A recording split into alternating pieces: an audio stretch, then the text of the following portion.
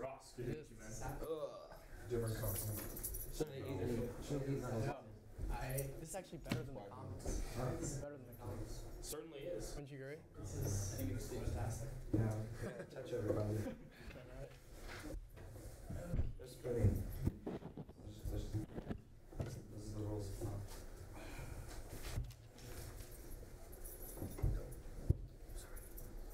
Hello. All right. So I talking to this? Madam Speaker.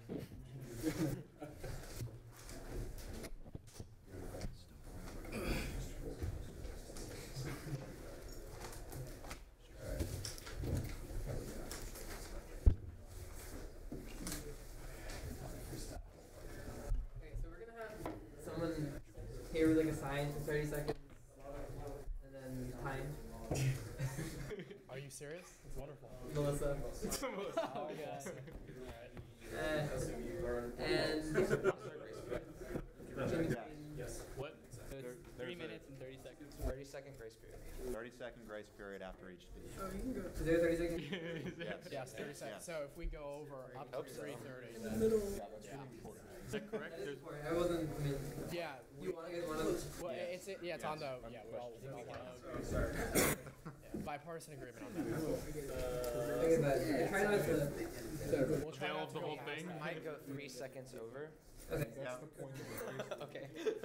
Yeah, dude, I'm with I you. kind of got to get my grade though, so that's kind of important. Dude, I'm with you, man. So put the 30 second thing off at 3 minutes. And then at 3:30. No. Anyway, People who just came in have their report card. They do. Yeah, well, they have 30 seconds up at 3 Kira was minutes. saying she'd put the 30 seconds up at 3 minutes instead Okay, of they need to 2:30. get. Is that how it is? Yes. Okay, Yes. so can I interject here? Do they also have pens? Do we know where pens are? pencils there. Perfect. Boss never gave it back. Cheers, Scott. Oh, yeah, sure. You have an. What was the end of decision on the toss? Block it out. We got 30-second grace period. It's under control. Thank you. If it's a problem, we can correct it. I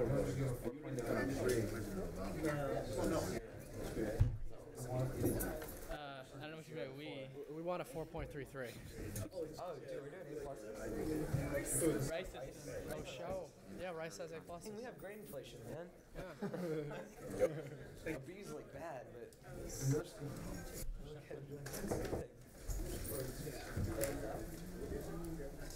There are pencils. No.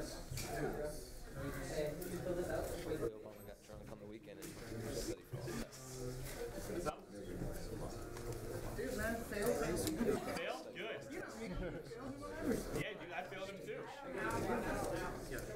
Fill this out. Raj, do we take 2 of these or do we wait? Okay, Ruchir will explain it.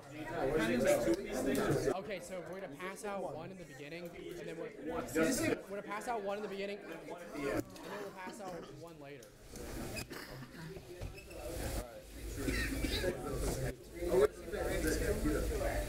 you're grading like Rose. You're grading like Rose. You get more? Dude A. Dude A. Dude, perfect. A plus. You are not grading like James Brown. Yeah, that is not. Wait, Karthik's staying? Said Or we we had to just use for this quote. 10 On a minutes. scale yeah. from A to W. All right. From a No, yeah, I scale should do. of Prep. 1 to W. Scale of 1 to W. Joe Barnes. Right?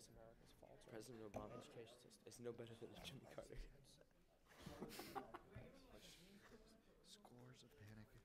Whatever you want, man. Students working 21st. No, yeah. President Obama, education. Find the median and the mode. Adoption and success. As a prerequisite. Introduce income inequality and to compete in the global economy. President Obama empowered Secretary. You ever see that clip where Bill O'Reilly flips out in the studio? It's like, we're gonna do it live. Which one? We're gonna do it live. That clip. Be excited. Yeah. So then you saw that clip. I sort of feel like, we're gonna do it live. Yes, you do, Anthony Moriano. You need your notes. They're applying. They're We're the they're workers' pandering to party. the common person. Middle America. Bankers from Wall Street. These are the people who crashed our economy over. Yeah, let me Once tell they're you, written in the Ross Financial is your Times. elite banker. Oh yes, the agrarian over here. Definitely the banker. The cattle farmer. You're the epitome of a Where's Wall the Street sign? type, aren't you? Oh my god. No, you didn't. I would hit one. You're over just the giving head us a with lecture about respect beef it. master cows. Have money first to be a Wall Street guy. I don't have any money, so That's great. I can't afford a single stock. I know. I can't Let's go. Let's go. I feel like bringing in the team. Education is no longer We are the future. success. We're rock stars. Hey, we're here. We're your affirmative action. President Obama's our Secretary of Education already got this. Justin, you ready? Innovative school enormous steps. I need more professional looking clothing. I mean, Yeah, it's fine for an I academic. Okay, It's not good. fine for a consultant. I don't really count. I'm no consultant. Innovators on This is Wall what I Street worked on my invariably VCT. find mistakes. Almost exactly. Maybe one was Wall Street reform is not a panacea for the financial industry's problems. This is But what the I wear. America of 2010 is much better protected from Viva la Torre. financial catastrophe than was the America of 2008. The president's response to Wall Street deserves an A-.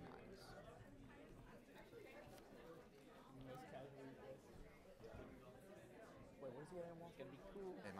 Good. I thought you changed it to a B plus. Yeah.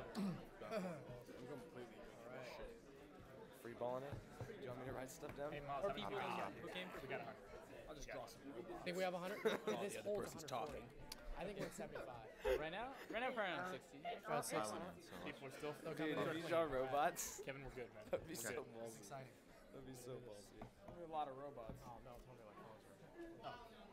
Hey, Unless my mom and my Sean. Is it your mother? He's Dude, gonna is your draw mother robots watching this? while the other person's Mine talking? too. I got this shit. Oh, that's what I should have done. My brother would have I loved have a to question for you. watch it. Saved online. I'm gonna answer that question with another Better question. be. My parents aren't watching it live. How are you prepared to Are your face friends the watching it deception? live? live. These two are. It's going live right now. Oh, we're live. Well, you see, sir. We can introduce ourselves, Miles, or should we doing something? Why my site Transformers 2? Michael Bay. Okay. The camera's on. Hey, This is awesome. Yeah, with Country Club. Yeah. This is the point when people get nervous. You know what I do? I soak it up. I feed off of the emotions of everyone in Rahul. the room. I get a little bit I fidgety. just Excel at my own preparation. Same thing with college night. Mics are on. Feed off. This is a big Let Joe it give you Biden style. energy. Remember, kill Trotter. Kill Trotter. Where's my pen? I don't know where you're putting it. Do we go Here's my first on pen. each policy? What? Yes, we go I first. just We sorted start it. first, and we end. And I have to like, bend this towards me each time. Same as we agreed on. Yeah, I think. I don't think you understand, Ross. I need that pen. Yeah. Up. Testing. Yeah, I guess I have to get Testing. Prepared for Testing whatever one. comes your way and just think Move the about bag. facts. point in the red, white, Think about it. Think about Paul Krugman if I have I'm to. more red. You can use your cell phone. Nothing else matters. Just think Good about point. the issue. Alright, definitely Dude, gonna my be pen setting just her needs it to just fuck flew dick away. so she can bring me water Had to to throw during out the the debate. May have to let go of the pen during the pre-meds. No way. Assuming the You're time. making her do that? Pen. Throwing Yes. a suit and she's bringing me water. Now I made an ass of myself in front of everybody. Wow, dude. But y'all aren't like dating or anything, are you?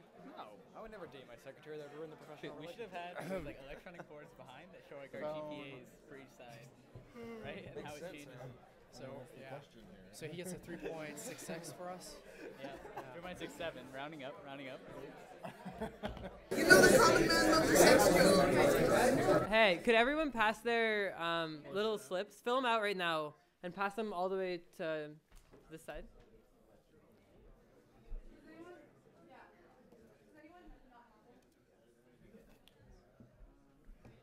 Melissa, These sides.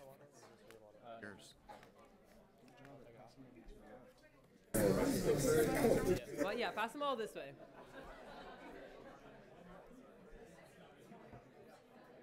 So we're going last. I don't know what order. Yeah, anything is on. So do I. I think we're going last. They sat us down here.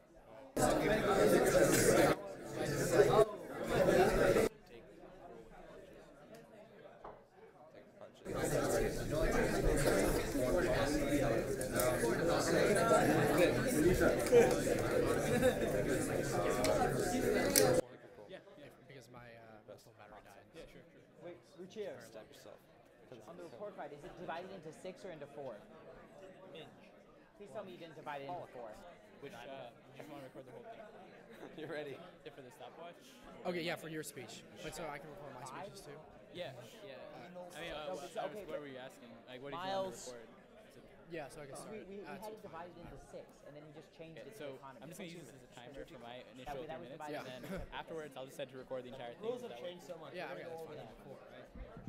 The rules? Yeah. Just Miles. I have the rules, so I can. I mean, No, I'll you're gonna go go over them before, right? With you guys right now? Hey, can somebody get Miles' attention for me? Yeah. Yeah. Okay. Can someone get Miles' attention for me? Nice shirt. Good Sir Miles. I thought we agreed to divide it into 6, not into 4. What? Talk to Richard. I think that was just for the thing. Whatever. Hey, we're only probably gonna get the overalls tonight, and we'll get all the others. It's too late.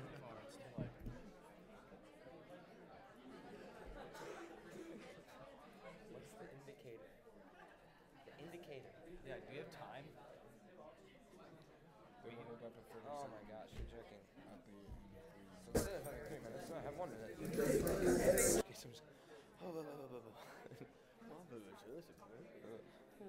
the drops? drops.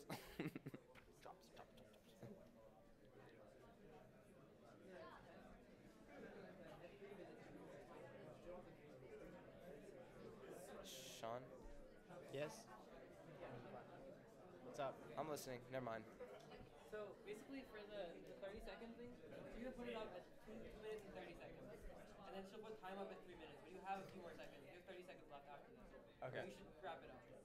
For sure. We will wrap. Okay. It up. Good to hear. In your opening speech, you say that the economy is meant to be like half of the debate. Half of the non-economic, half of But half of it is devoted to it anyways. Half of the Never mind. half of the speaking, it'll be fine. I just feel it No, I psychologically. love it, right? man. You know, like it affects like what grades Not people close give. It's 1 checkbox versus 3 checkboxes. Yeah. You know? You can sit next to this. And considering that we've been left out of practically everything, it just seems like another like. Yeah, please. Just put like A+ for all of us. I mean, I can mention that. I mentioned we have split up. So Yeah, it's being split up Economy into and- 3 different things. The economy, because of its vital importance. You're on live. John. Deficit and food issues are and the other thing is economy and what do you mean? everything else. But yeah, there's the 3 that are there, and then there's the economy. The economy is literally pretty different. Yeah, fine. And we gave independent grades for each of the 3 sections. Okay. So, The Richie talks for how long? Highlight. I'll watch I think about a minute. say something about the It's supposed to be economy and its about a minute, vital then you'll hit it. importance. Actually, if it's possible, can you just stop it after your speech, and then I can start it up when I speak? Yeah. Okay. The timer? Yeah, just stop it after your 3 minutes, and then I can go do. Yeah, but stop. So how do you start? You just start. Yeah, you just do this. And Okay. Hi everyone. then reset. Perfect. This is fun and games. My name is Ruchir Shah. I'm the president of the Baker Institute Student Forum. Thanks for coming. This should be a lot of fun. I think we have a lot of really, really fantastic debaters here tonight. So in the 2008 election, President Obama's historic victory was seen as a mandate for change. President Obama outlined substantial goals for progress in a wide variety of areas. Over the past 2 years, the passage of healthcare, foreign policy, economic legislation have drawn both applause and criticism from across the nation. As we enter the midterm elections, a recent Gallup poll has put President Obama's approval ratings at only 44%, among the lowest for recent presidents. Tonight, we have an exciting opportunity to examine President Obama's first 640 days in office, both his successes and his failures, and see what we can learn from his experiences throughout the future. Let me introduce our debaters. Please cheer if you know the person. So, the liberal or pro-President Obama side is represented by the Rice Young Democrats. The debaters... Okay, the debaters are Miles Bugby, a junior at Hanson College. Kevin Bush, a junior at Duncan. Rahul Rekhi, a sophomore at Sidrich. And Neeraj Salhotra, also a sophomore at Sidrich. The conservative side is represented by the newly formed Rice Conservatives Forum. The debaters are Sean Cecil, a senior at Hanson College. Ross Teakin, a junior at Hanson College. Taylor Williams, also a sophomore at Hanson, and Anthony Lauriello, a sophomore at Weiss. Tonight's event format will be as follows. Our debaters will be grading President Obama's performance in 6 areas, 3 of them related to the economy and 3 related to other issues. The issues are healthcare, education, foreign policy, the deficit, Wall Street, and Main Street. First, each side will speak for 3 minutes, outlining their positions. Following this, each team will have 1.5 minutes each to cross-examine the other side and ask some direct, pointed questions. Then we will open it up for 2 minutes of audience questions. So this is all of you. Make sure you have questions for every single section. So should be a lot of fun. Make sure, okay? Otherwise we won't have anything to do. So following the debate, we will pass out grading sheets so you can regrade President Obama's performance. The winning team will be the team that has been the most successful in improving or hurting the overall grade, or actually GPA, at the end of the debate. So thank you. Let's get started. I'll turn it over first to Rahul to talk about healthcare policy.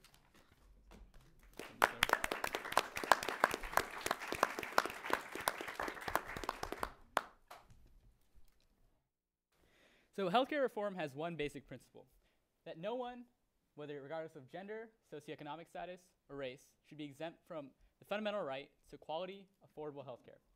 And so this is no different from everyone's deserving access to education, food and clean water, and police protection. And the reality of the situation is that, before President Obama signed the Patient Protection Affordable Care Act, also known as the healthcare bill, this was not the case. We had 46 million people in this country who were just completely uninsured, without health insurance. And as a result of that, these people had to live day in, day out, hoping, praying that they wouldn't get sick, because to do so would mean financial catastrophe. So, to that end, the healthcare reform is expected to cover 32 million people, and this would raise our national coverage rates up to a near universal 97%. So this particular aspect of the bill may not affect everyone here, may not even affect many people here, because most of us are lucky enough that we don't have to worry about health coverage. But the reality of the situation is there are millions of Americans across the country who aren't as lucky. They have to worry about, so this bill is a saving grace for them. It's an angelic intervention in a sense. And that's not all. So there's the aspect of the insurance companies. The reality is that pre-existing conditions were a major problem. You've all heard the horror stories. There's a Texas nurse who was denied coverage for her aggressive breast cancer because she failed to disclose her acne. Her acne was considered a pre-existing condition, enough that eventually led to her passing away. So this bill ends these perversions of our healthcare system by mandating or ensuring that insurance companies can no longer ban people's coverage, drop people's coverage on the basis of pre-existing conditions. Additionally, what would happen pretty often is that after someone got too expensive from the insurance companies, after their dollar cost per year exceeded a certain amount, they would get simply dropped. This bill also ends that provision. And what that does is it prevents this effectively unfair, borderline fraudulent behavior, prevents people from dying who shouldn't really be dying. And finally, what the bill does is it enforces these insurance companies and mandates that they spend at least 85% of their revenue on health, right? Because that's their job. So the other 15% forces these insurance companies to cut costs, to cut waste, to cut overhead, and ensure that you get better quality care for all Americans. And the bill does all this by cutting costs across the board. It's expected to cut $143 billion from the deficit over the next decade, and $1.2 trillion over the following decade. So, as a result, you might think expansion of coverage that might sound very expensive, but in reality, we're actually cutting our deficits. We're helping solve the budget problem with this bill.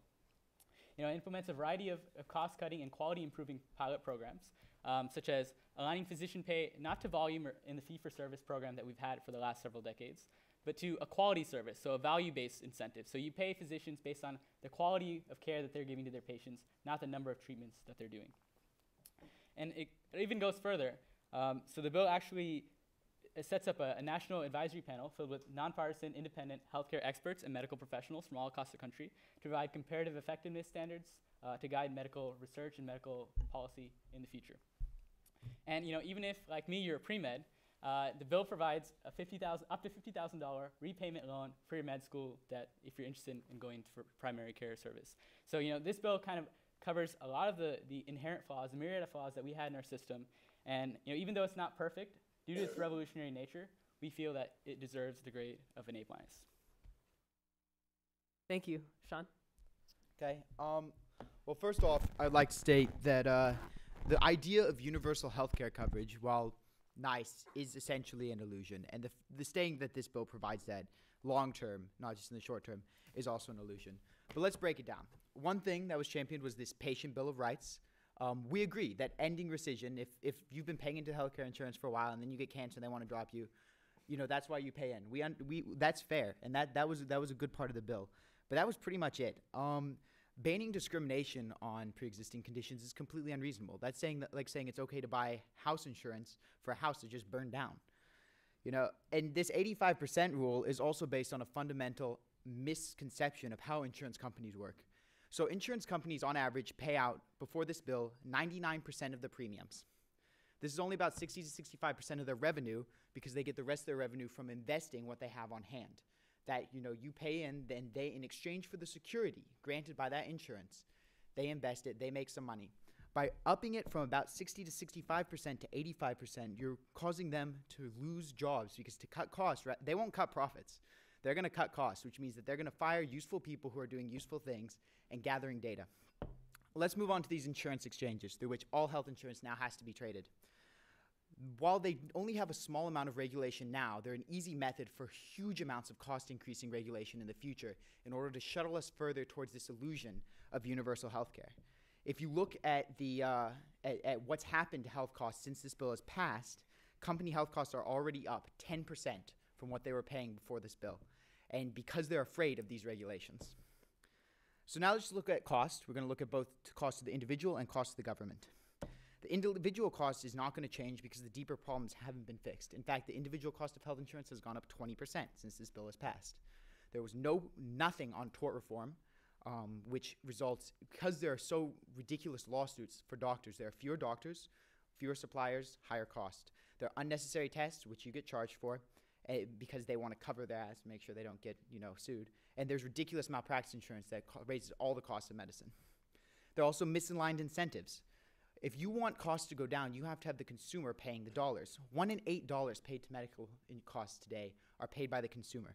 50% is paid by the government, 25% by the employer, which, by the way, the whole employer-based tax system, which limits labor mobility, was doubled down on by this bill by requiring people to offer that insurance. The government pays for unnecessary care and pays for medical error and reimburses this fee-for-service system. The deficit, by the way, your numbers on cutting the deficit assume that this Cadillac tax will include unions, which are currently exempt. It assumes that the healthcare inflation will be the regular rise of inflation, which it's not.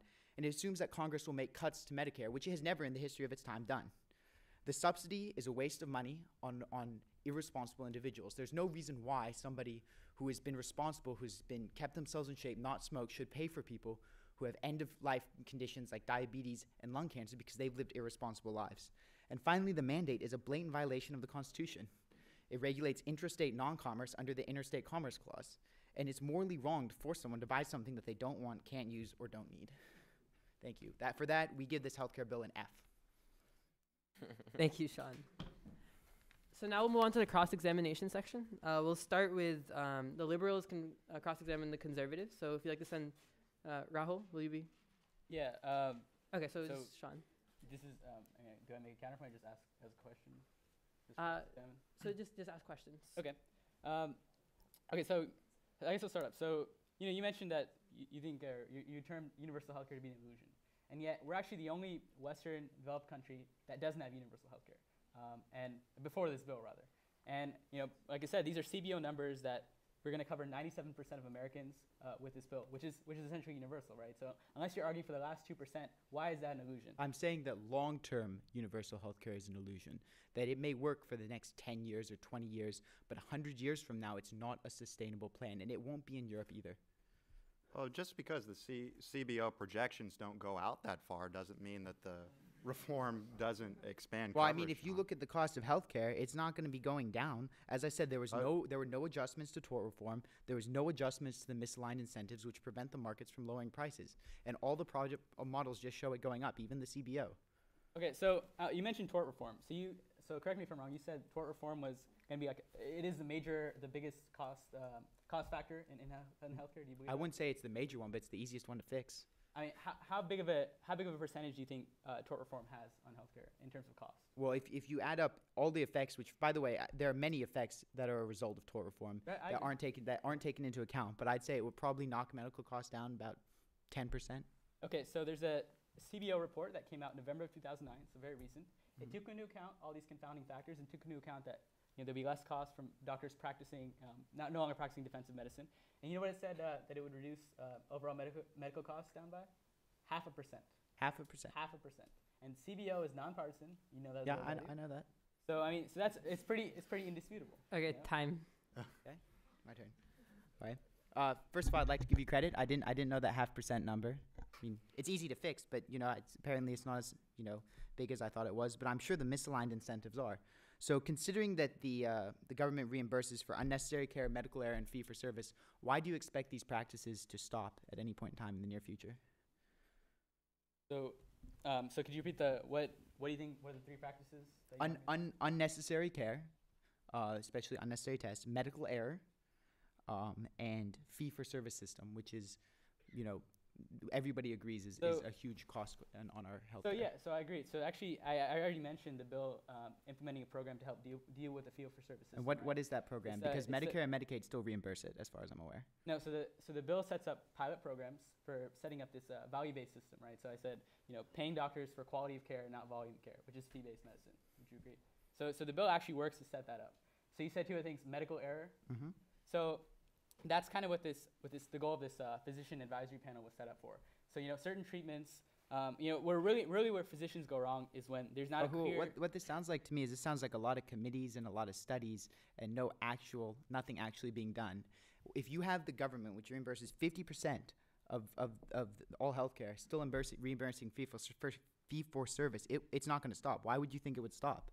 Because there's a pilot program? Yeah, Sean, that's why we have comparative effectiveness, as Rahul mentioned. So basically, we're testing how different hospitals conduct procedures, and we look at the ways that one hospital will do it more efficiently, and we try to scale up the more efficient reforms. Anthony would like to ask a question. And to go with what Sean says, do we really want a government committee determining the quality of care for your loved one? I think that past experience shows that government committees don't always find the most efficient or best solution. Do we really want healthcare costs to become so prohibitively high that they bankrupt America? I think that. Why are you so time. opposed? Oh. Okay, now we have 2 minutes for audience questions. So, yeah, go ahead. What do you think is the reason why healthcare costs have risen in the United States? Okay. I would say that the main reason is misaligned incentives. The market's very good at dealing with prices for whoever's paying, but the patient is not the one who's paying. They're only paying $1 out of $8. And unless you take the healthcare system back to the free market, where the individuals are the ones paying the bills, then there's no reason why there's any pressure to provide quality care to the individual or reasonable prices. I would also, to continue with that, is that America is chided for having really high healthcare costs, but you have to remember that all the drugs that are saving people around the world are developed in America, and that costs money. So I think the rest of the world owes us a thank you for developing the drugs and paying the money that saves their lives. Let's move on to the other side. So your question was, why are healthcare costs? Why have they skyrocketed? Why have they risen? So the reality is there's not one thing, and that's the part of the complexity of the healthcare bill. There's no one bandage we can stick on the problem and have it go away. So there's a lot of causes that relate to these increased costs. One is, as these guys mentioned, fee-for-service system. So what it does is it rewards volume of care to doctors, right? So doctors have an incentive to perform as many procedures as I guess they possibly can, because that's how their income stream is generated. That's the revenue stream. An additional problem is, the fact that there's a tremendous investment in medical technologies in this country, which is good, which is great. We're on the front edge of medical treatments and medical research. So the problem is a lot of these. So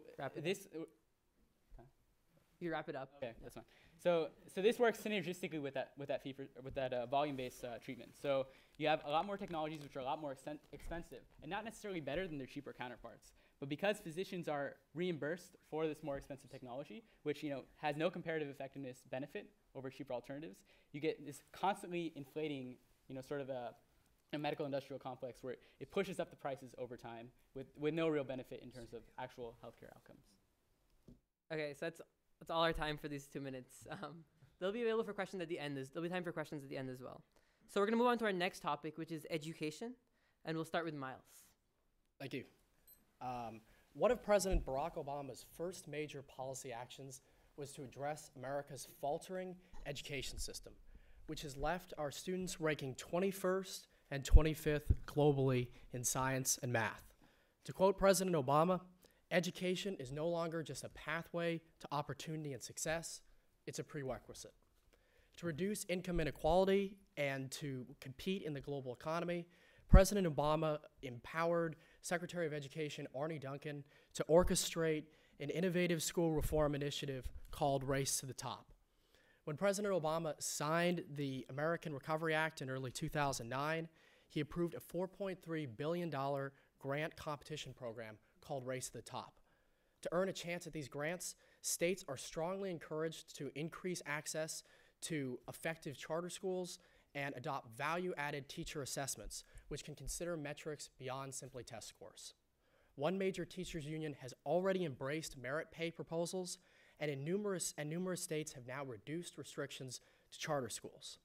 These reforms would not have happened without the leadership of President Obama and Secretary Duncan.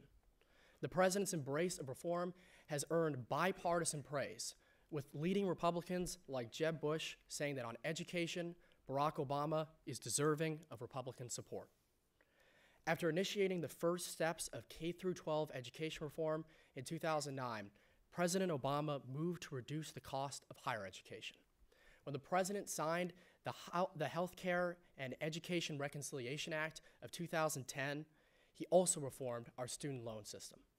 Before the reform, the government paid a lender if a student defaulted on a loan, and it covered the cost of a loan and extra so that the lender could earn a profit. President Obama eliminated the subsidy scheme, having the federal government originate loans directly, keeping taxpayer funds from boosting bankers' bottom lines. The CBO says that eliminating the middleman will save taxpayers more than $60 billion over the next 10 years. The president is using these savings to make college more affordable by funding a $36 billion increase in Pell Grants over the next 10 years, which will help low and middle income students. Student loan reform also expands the income-based repayment program, which scales students' payments to their post-college income, which means that students can repay their college loans, even if they aren't millionaires, right out of college.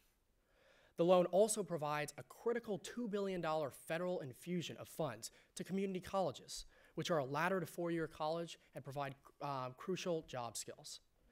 If the student loan industry and the Republicans in Congress had succeeded in preserving federal subsidies to private lenders, a less efficient status quo would still be in place. In his first 2 years, President Obama has ended a wasteful subsidy, reduced the cost of college tuition for millions of Americans, freed up funds to fight the deficit, and revitalized community colleges. For these accomplishments, President Obama has earned an A. Thank you, Miles. Ross?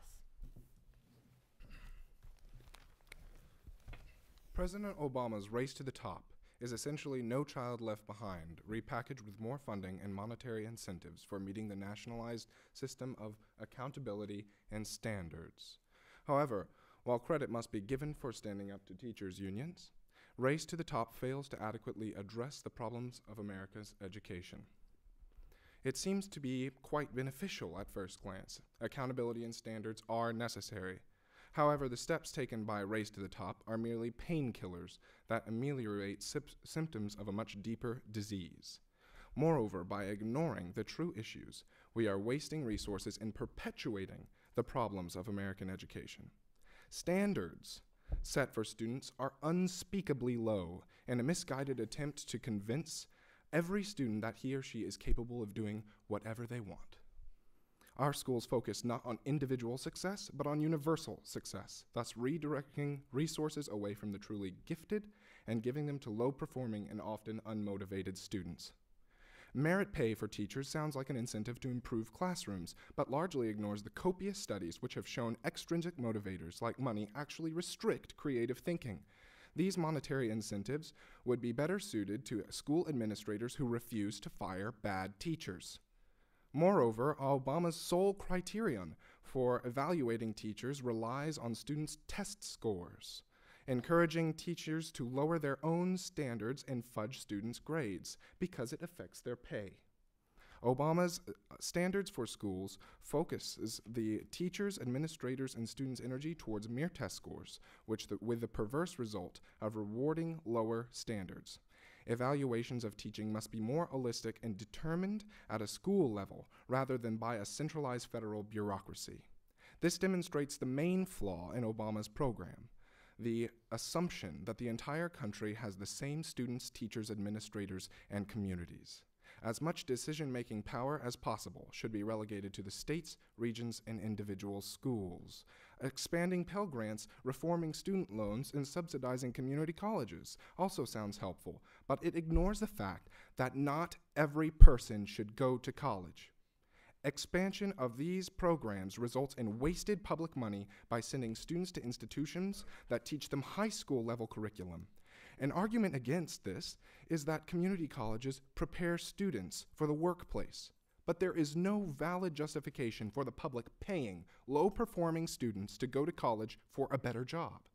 The only valid justification for public investment is to train citizens for competent civic life. This requires competent knowledge of civics, science, history, economics, geography, rhetoric, logic, and literature, not just the STEM curricula. These subjects are essential to make the informed decisions when voting and preparation for jobs is a fortunate byproduct. If Obama's reforms are the best we can do, our educational system must either be misguided or so inadequate that it has lost its meaning.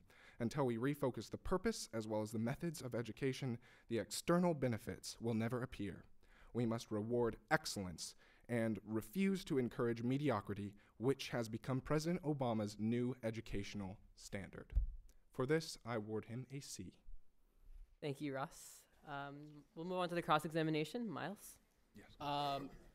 So when you mentioned that evaluations are going to be based on solely test scores, did you hear when I mentioned value-added assessment? I did.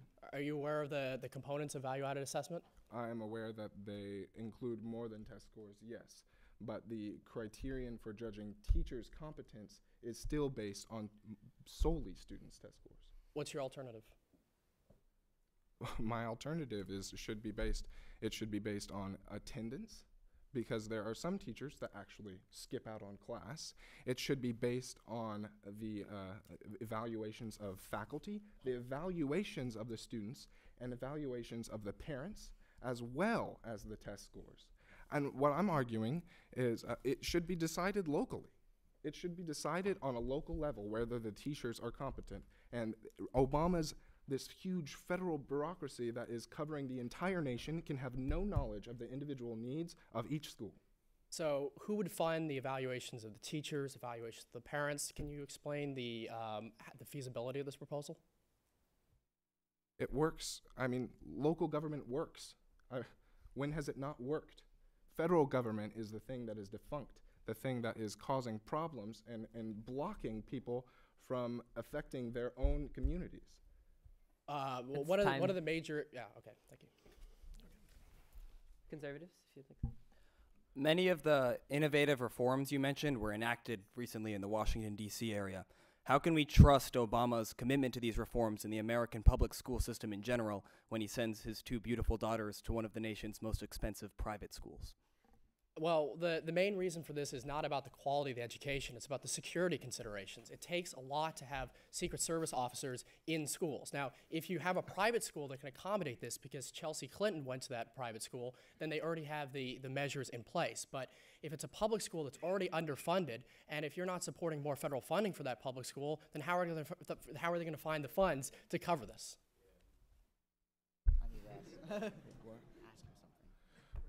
Why should we be worrying about training all children for what you said, a global economy, when we have so many domestic problems that need solving by creative means and creative students interested in America's economy? Well, that's a great question. I think the critical thing to understand is that we are in a global economic environment right now, and American students are competing in a global marketplace. You're not just competing with people here in America, we're competing with people in different countries, which is why we need to improve the standards. And when you mentioned that that not everyone should go to college, I think it's important to mention that with community colleges, a lot of times they're learning vocational skills that will help them become a machinist, or they're learning how to retrofit buildings for a clean energy economy. These are skills which are not necessarily to become a professor in English literature, but to have a practical skill so they can contribute in the economy. I am all for trade schools, but they should not overtake and overlap the American civic education, which has always been at the core and which is the only valid expenditure of public monies. But in order to facilitate that, wouldn't you have to have a national mandate to set the standard for a civic curriculum? Okay. Okay. So time for audience questions. Keep your responses to 30 seconds per question. So, yeah. I would ask Ross what evidence indicates that so far the local control of education has worked, given that we have these issues now that the federal government is trying to fix, because it hasn't. The federal government already imposes No Child Left Behind, and not for some kind of, not for any other reason than they think that it's a big idea that's taken the educational world, and it's much more complex than simply some national standard. And I would think also that evidence has shown that schools where local control in forms of the PTA and involved parents are high, the schools excel. And I think we can all see that schools where the local community is really involved in their school will excel because it shows a commitment to the children and to the school itself, where mandates on high from Washington politicians don't usually form that incentive. Next question. Yeah. I guess my question is to the conservative side. So that's wonderful. Yay, parent-teacher associations, wonderful. But at the same time, if you're living in the inner cities of, let's say, Detroit, with where you're probably working 2 jobs to just keep yourself alive in this sort of economy, and your children are going to school, some probably crappy school at that, then how exactly are you supposed to remain involved? We're not saying that every parent needs to be involved. We're also not saying that every student needs to be involved. What we're saying is that we shouldn't be spending public money on students who don't want to be involved. If you want to go do something else, and maybe you have to go do something else, I understand. That makes sense. But there's no reason why we should be allocating resources towards the most failing schools rather than the most successful schools. Just because a school is in the inner city doesn't mean that it necessarily, everyone there is failing because they're poor. Some people fail because they're not interested in getting an education. The problem is that there are people who do want to get involved but who aren't getting the resources. That's the fundamental problem. Could you point me to those people? I would point you to my roommate, Leo Logan. Who was in one of those areas and got out of it because he was motivated, and that's all he needed. Okay, that's an outlier, if I can make that point. A good outlier, but that's an outlier, unfortunately. We need more resources in underserved communities. Time. Okay. So, just before we move on to the next to foreign policy, we got the results from your surveys, and Obama has a 3.07 GPA. So it's a B. So we'll see what happens. So now let's move on to foreign policy. Let's start with Kevin. Very good.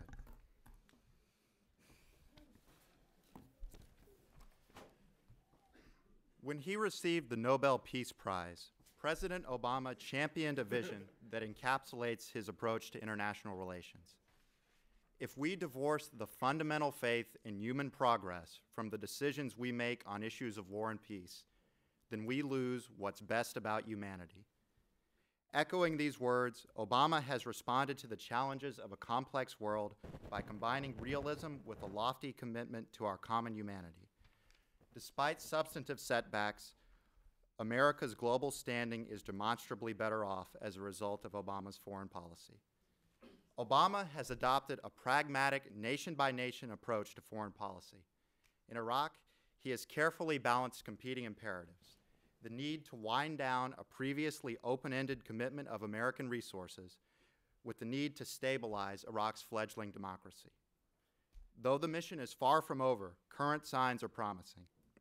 Violence has remained low, and American troops are now guiding Iraqi forces to fight the insurgency instead of having to fight it themselves.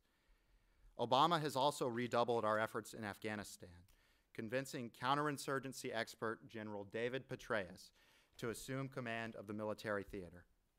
Petraeus has recognized the interconnected problems in Afghanistan and Pakistan, using diplomacy to encourage Pakistani action against the Taliban while fighting the insurgency on the ground in Afghanistan. The president deserves credit for providing Petraeus with the resources he needs, including a tripling of American force strength. Obama will help the Afghans as much as possible, but he also realizes that interminable war is not sensible, and he has scheduled a drawdown for next year. Obama has stressed his commitment to a two-state solution for Israel and Palestine, calling for a moratorium on the construction of settlements in the West Bank to improve the atmosphere for peace talks. The president has also worked to impede Iran's nuclear program, promoting a covert cyber warfare program in an attempt to disarm the regime while avoiding bloodshed. He has also secured the support of Russia and China for additional UN sanctions against Iran.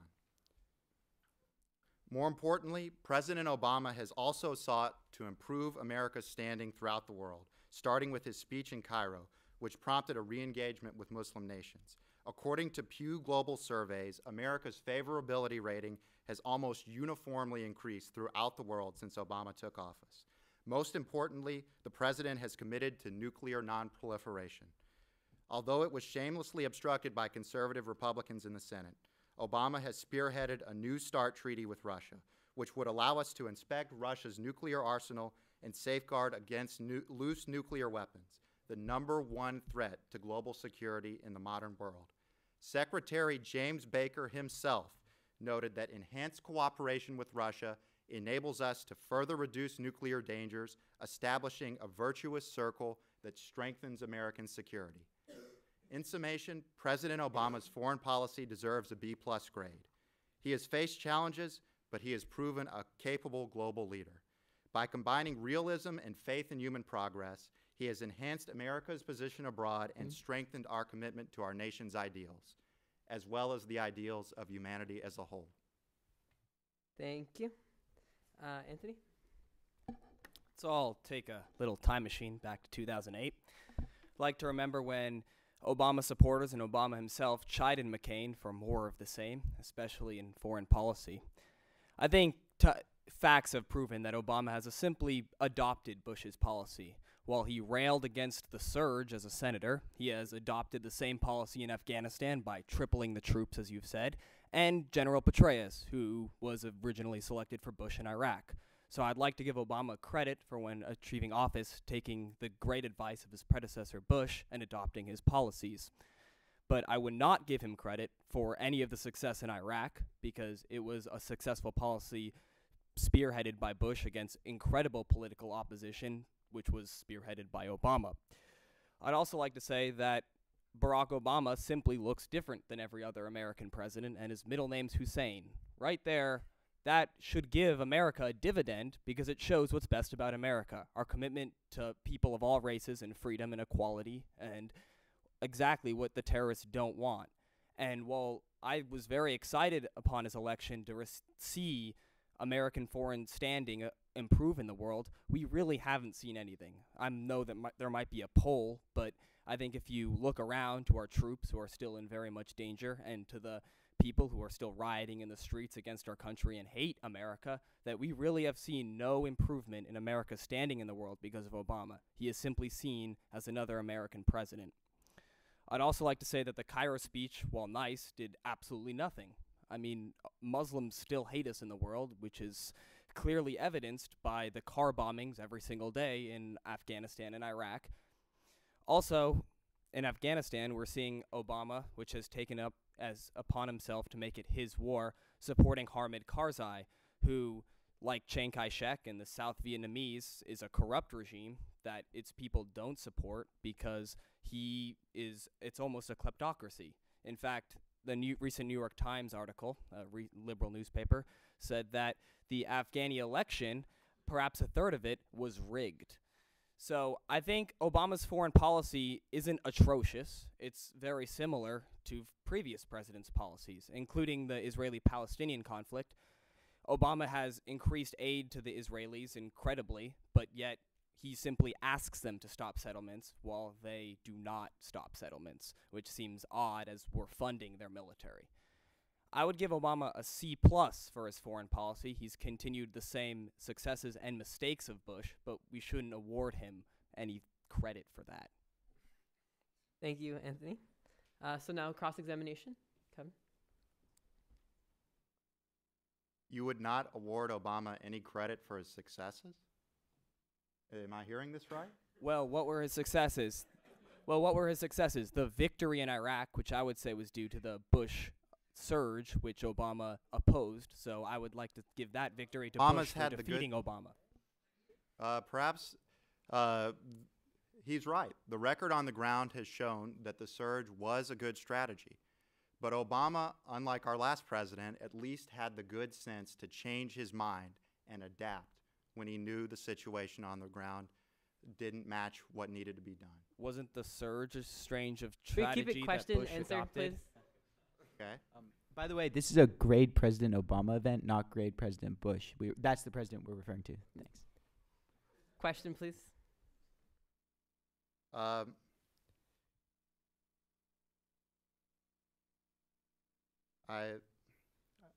yeah, I have a question.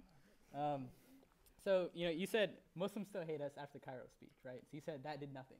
So what would you do to reach out to the Muslims and to alleviate this tension?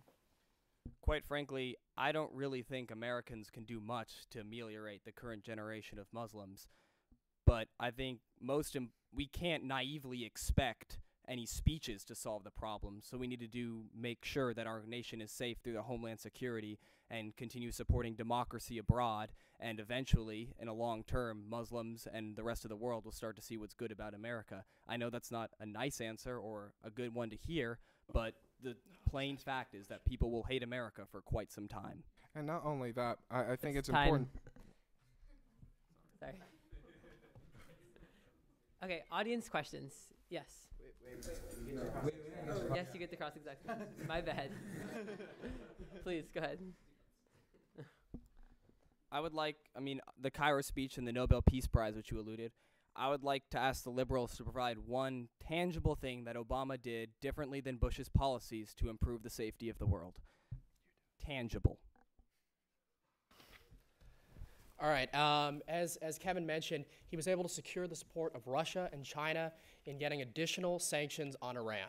That's critical because we have to work with our allies on the Security Council and nations that are not necessarily our allies all the time in order to secure those sorts of sanctions that are necessary. That was an area where the smart power of this administration came into effect and pushed for a better policy. Russia and China, I believe, supported the sanctions because they had to. Russia and China still do an immense amount of trade with Iran which supports the regime. And I don't think Iran has stopped their nuclear program. So if you call that a success, I'm not sleeping well at night.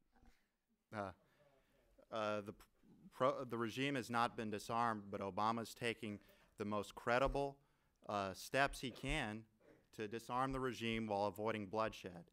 And the consequences of an actual military engagement with Iran would be enormous. I mean, Obama's played his hand very carefully, and I think he should be commended for that. And we need to be clear, the sanctions are appearing to work. We're seeing that Iran is having huge economic problems right now. They're having to remove their subsidies completely, which is going to drive up inflation. So the sanctions have worked, and Iran is beginning to feel the pain of this. And in fact, they're also going to become a net importer of petroleum very soon. Sorry to cut you off, but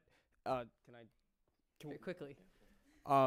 I would say that disrupting the economy of an already unstable regime that's pursuing nuclear weapons is not a safe foreign policy asset, especially when they hate us, because countries that have nothing to lose are actually the most dangerous. Okay, audience questions. Yes. Wow. Yeah, sure. Okay. I just had a question on what you consider, Anthony, what do you consider to be Muslims? Because you say Muslims hate us. Muslims are in every part of the world. Indonesia, Afghanistan, North Africa. What do you mean by Muslims? Do you consider the people that have worked before and after 9/11 to try to bring the central Muslim community in accordance with their scriptures and what the and what is needed in the modern world for peace? What about those? Does everybody hate us? What do you mean by who hates us? Well, obviously, I don't have the exact numbers on that, and that's completely impossible to track down.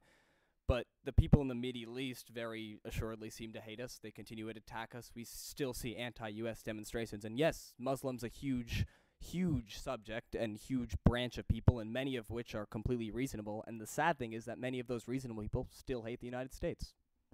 Well, to the extent that it can be qualified, support for America in predominantly Muslim nations has gone up during Obama's Okay. term. I mean, Thank you. Yes. You say that, we can't do anything about the current generation of Muslims because they hate us. Well, what do you plan to do to get the next generation of Muslims to look favorably upon America? The current generation of Muslims, we don't exactly mean the actual generation as in the biological generation, but the generation that has adopted a specific theological doctrine of absolute submission. The problems that we're seeing in the Muslim world, and not all the Muslim world, obviously, result from a theological problem, a theological difficulty, and no amount of economic meddling is going to change that. And what we need to do is reach out on a basis of understanding, but not submission. And while Ross is right also about the theological, which is the extreme core, there's also a larger group of Muslims who've seen Americans' foreign policy, such as supporting the Shah of Iran or nationalist dictatorships in the Middle East, and they have some basis to hate us based off our foreign policy. And it takes a lot of goodwill and time and good policy to go back and fix the mistakes made during the Cold War to counter the Soviet Union. One more question for the Democrats, if someone has a question for the Democrats. Yes. President Obama, on one hand, declares that Pakistan produces all the terrorism, and on the other hand, the next day, it gives like billions of dollars to Pakistan. What's this policy like? Why we provide our money to Pakistan? So that's a key question. That's a good point. But the money that's being provided is development assistance, because the hope is that if you can develop the country, building schools, building the infrastructure, trying to rebuild the economy, that will help boost goodwill in Pakistan, and that would, like, more than likely sort of create a positive feelings in Pakistan towards the United States. And it'd hinder the influence of the Taliban there. Okay, thank you. We'll move on. We're running out of time. So now we're going to move on to the discussion about the economy. And we'll start with the discussion on the deficit. And we'll start off with Miles. Okay, thank you. When President Obama first entered the Oval Office, he inherited a nation still reeling from the worst financial crisis in 80 years. Middle-class families watched as their retirement and college savings plans plummeted. Home values plunged, and 8 million jobs were lost. The situation is worsened by the fact that the recession was precipitated by a financial crisis, which, according to recent economic research, will lead to a slow and painful recovery. America is trapped in a vicious cycle where consumers pay down debt to protect themselves from job losses and stagnant wages, instead of spending to purchase consumer goods. When consumers don't spend, companies lay off workers and don't hire new ones, exacerbating the recession and driving up the deficit. President Obama was handed a nearly impossible task: fix an economy in free fall while also addressing a skyrocketing deficit. Before signing a single bill, President Obama inherited a projected $1 trillion deficit caused by the economic crisis and 8 years of conservative Republican fiscal policy. To stimulate the economy, the president signed the American Recovery Act, which delivered the largest middle-class tax cut in American history and prevented the layoffs of hundreds of thousands of teachers, firefighters, and police officers. The stimulus also made overdue public investments in our aging bridges and roads and supported the emerging clean energy sector. President Obama and the Democrats in Congress recognized that the greatest fiscal threat to America isn't today's deficit. It's a soaring deficit in 2020, driven by an economy that's not growing and providing more tax revenue. To promote the growth, the president approved $200 billion in clean energy investments that will fund the electrification of transportation, the modernization of our electricity grid, and the development of renewable energy sources. As Rahul noted, President Obama signed the Affordable Care Act, which will reduce the deficit by $1.2 trillion over the next 2 decades. To control costs, health reform includes an independent payment advisory board. This 15-member bipartisan group of healthcare experts will make recommendations to reduce inefficient Medicare spending. Because Medicare is the single largest cause of our medium and long-run deficits, curtailing Medicare spending should bring down costs across the healthcare sector.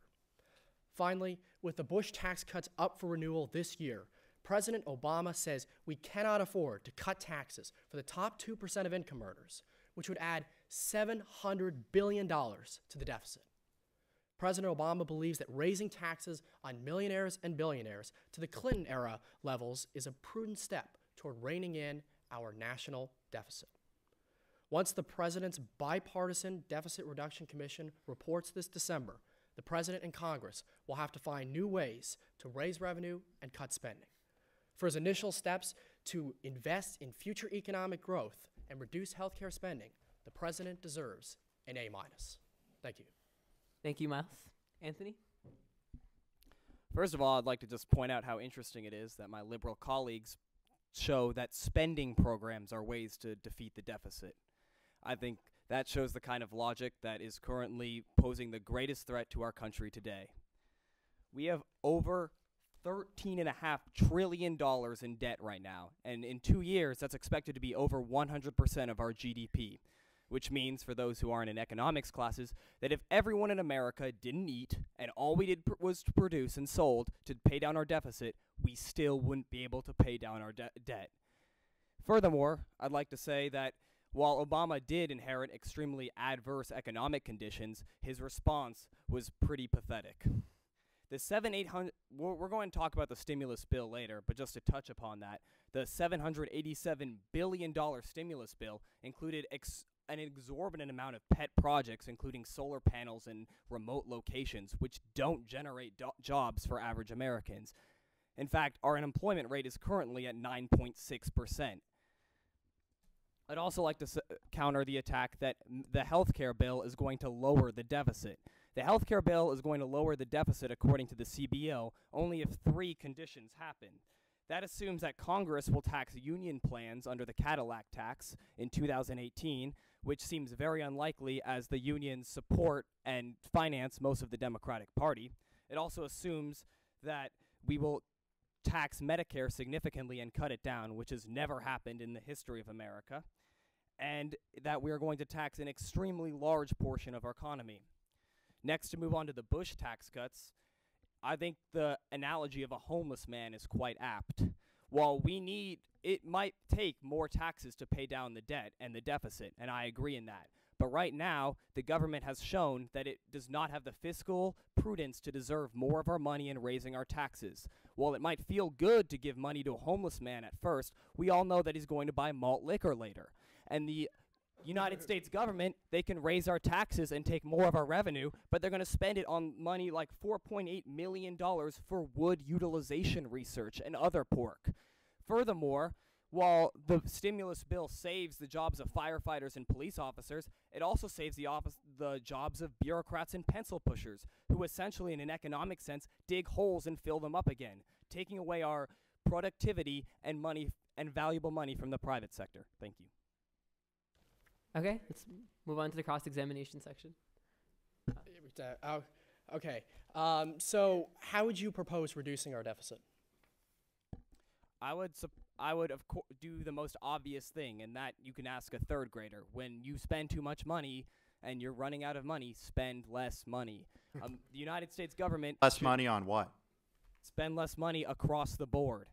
And a real mature thing on entitlement spending, on some unnecessary military projects, on subsidizing green technology, which obviously isn't market efficient because it wouldn't exist with government subsidy. We have limited time. Under the healthcare reform, President Obama cut $500 billion in wasteful Medicare spending, supported by private hospitals, which fund the Republican Party. The fact here is the president made a decisive step, and the Republicans have attacked him for reducing Medicare spending. The president cut entitlement programs. You said that no president has ever done that. President Obama did that. That's a step toward reducing the deficit. I also have a question. You railed against the idea. Can we answer our questions? That was a please? very useful question if it wasn't intended to be answered. Well, I wanted to set the record straight so that people could know what was going on. Well, okay, so that's fine. You set the record straight. Thank you. I appreciate it. Let them ask the questions and then. If they ask a question, we can answer. And you said that. Okay, so certainly we. Wait for him to ask the question, then you can respond with the other. Okay. Okay. During your speech, you railed against the idea of governmental spending to ameliorate the economic catastrophe and downturn. How can you be willing to curtail economic growth in the midst of this great recession?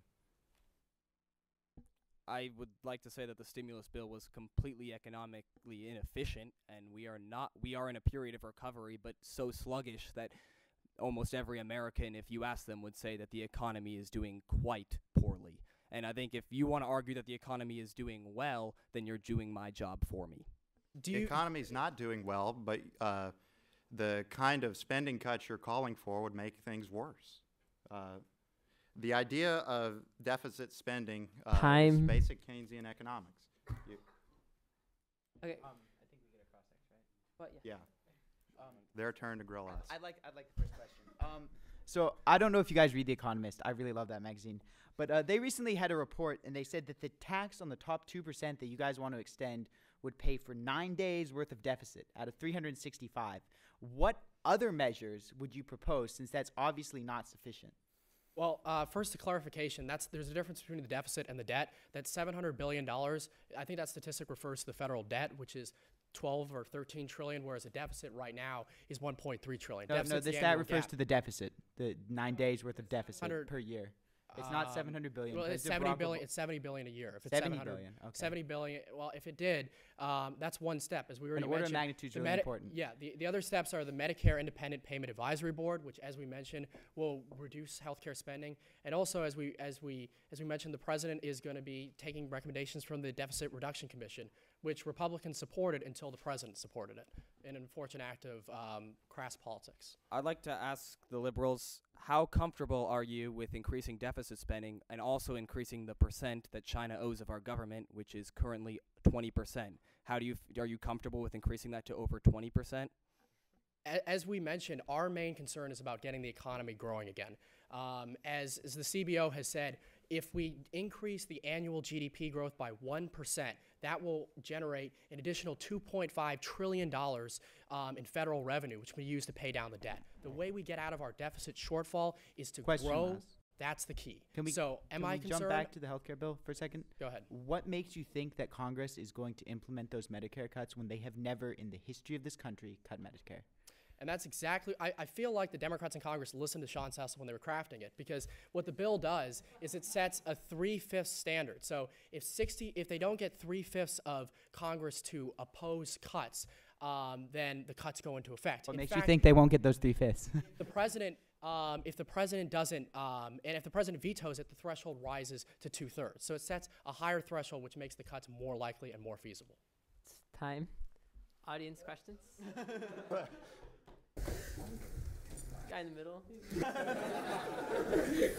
Over this summer, I was in Wyoming, and I was at a small regional tertiary airport, and I saw that the stimulus package was funding the construction of an awning at the airport to cover the approaching cars, and fudging the numbers, I'd say it was about $1.5 to $2 million invested in that.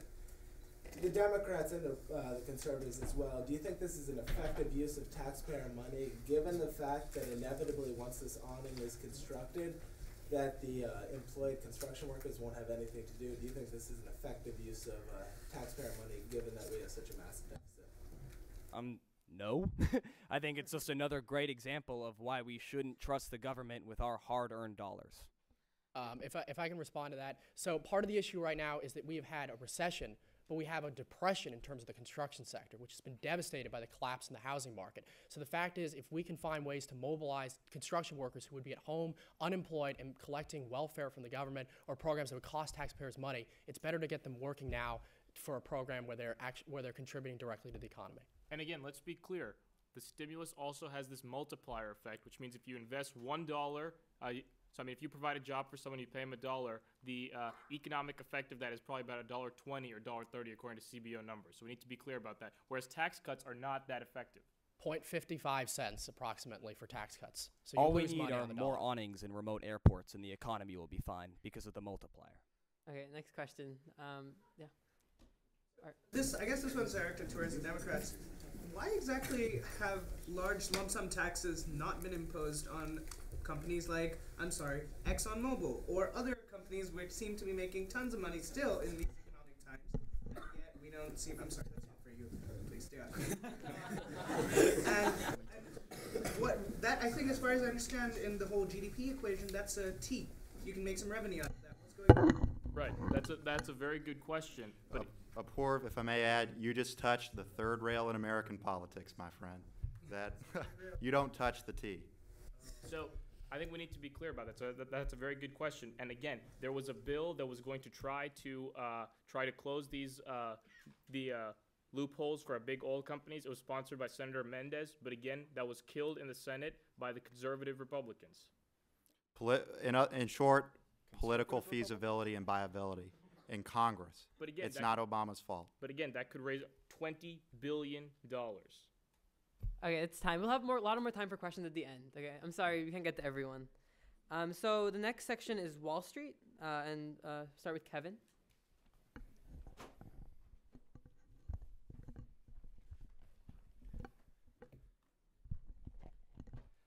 While America is still recovering from the worst economic downturn since the Great Depression, the Obama administration is already looking ahead to preventing the next financial crisis. The Wall Street meltdown revealed that harmful incentives and poor collective choices in the financial sector can endanger the entire economy. The Obama administration recognized the problem and responded with a Wall Street reform bill that enhances accountability, restores transparency, strengthens consumer protections, and most importantly, takes great strides to prevent another financial collapse. It's tempting to blame the financial crisis on individual avarice with Wall Street bankers, but that would be a gross oversimplification. The real issue is systemic. We shouldn't have to hear any more lectures this week, so I'll try to keep things simple. When deposit banks needed more money than they received from depositors, they chose to purchase securities from so-called shadow banks, firms that are less regulated than deposit banks and lack deposit insurance to protect their investors. Shadow banks backed up these securities with mortgages. When the bubble burst and the mortgages stopped paying out, investors scrambled to see whether their securities had been backed by foreclosed mortgages.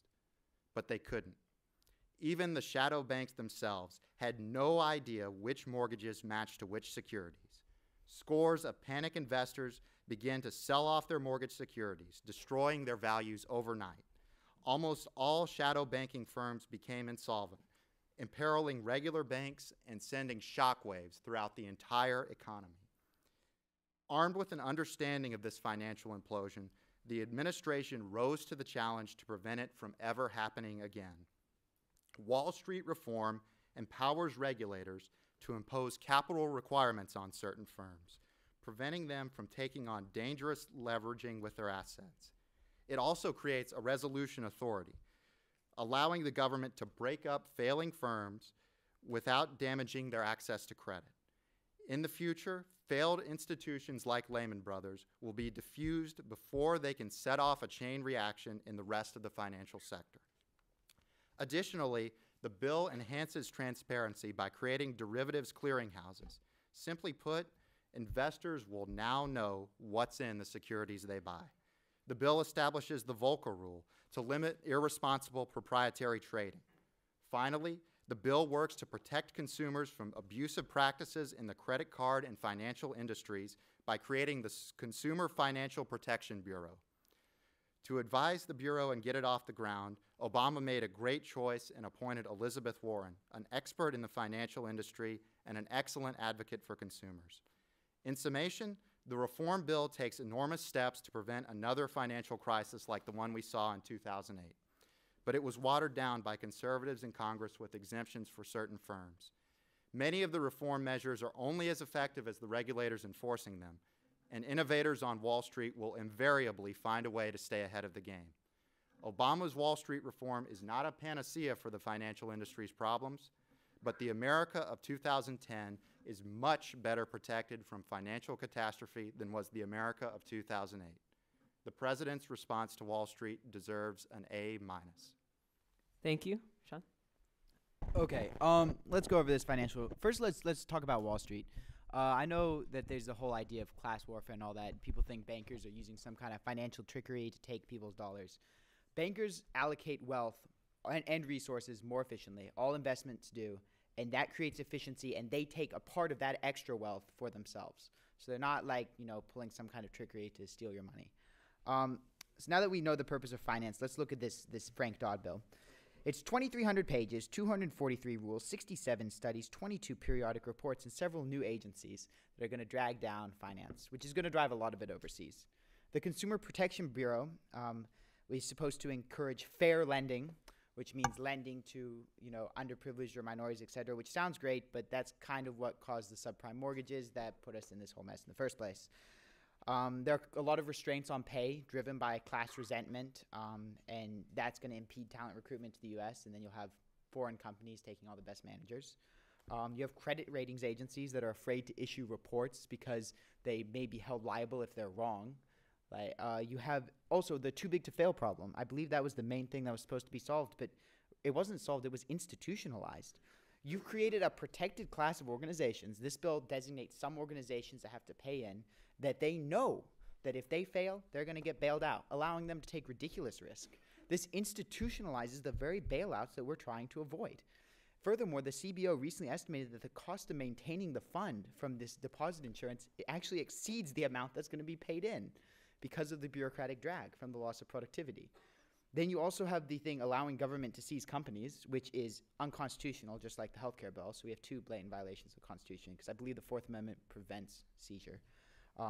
So the government can seize a company, borrow from the Treasury to keep it afloat, leveraging on our money, and then pay off whatever creditors it feels like politically favored ones, i.e. unions, which is what happened in the auto bailout. So he basically retroactively made the auto bailout legal. And what wasn't done? Why didn't we address Fannie Mae and Freddie Mac? Those are two of the largest, that's a humongous chunk of what caused the first problem, these quasi-public institutions. And they've cost taxpayers more than $150 billion, and there's no mention of them. There's nothing to remedy that in the Dodd-Frank bill. The Dodd-Frank bill failed to solve any substantial problems. All it did was create further drag on our economy and deficit while offering the false promise of a liberal dream, a risk-free society. This is epitomized in the auto bailout. The government seizes things. It's not as bad as it could have been. I got to give Obama credit. He let him go eventually. But it sets a really dangerous precedent, which they've now put into action. The creditors get paid off according to political clout. So now unionized companies are going to have trouble getting credit. And the government used taxpayer money to leverage profit off of bondholders, including middle-class investors.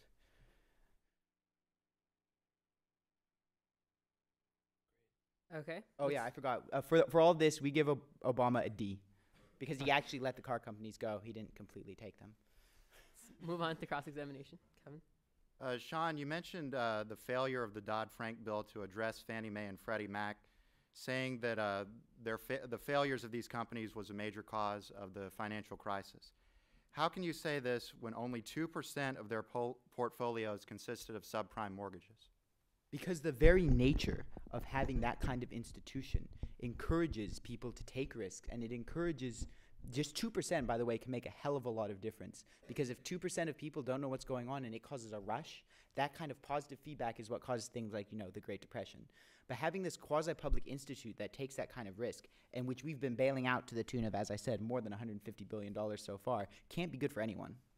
And former Secretary Paulson, when he visited the Baker Institute, cited Freddie and Fannie Mac as the major reasons for the economic collapse in one of them. And he's one of the architects of the current plan that Obama's using to use to stem the crisis, the financial crisis.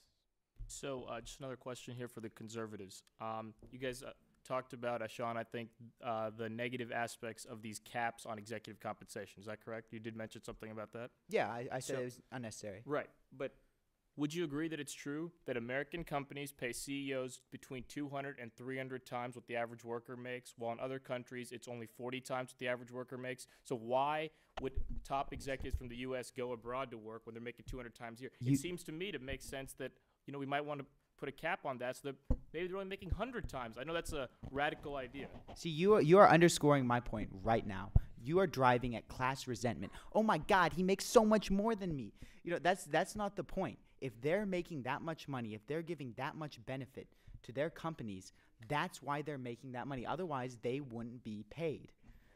Well, wouldn't you agree that? And why in the world would you want to send people outside of our country? That's what Sean was saying. That's not what I was saying. That's what Sean said. If I can get one last question in, would that be okay?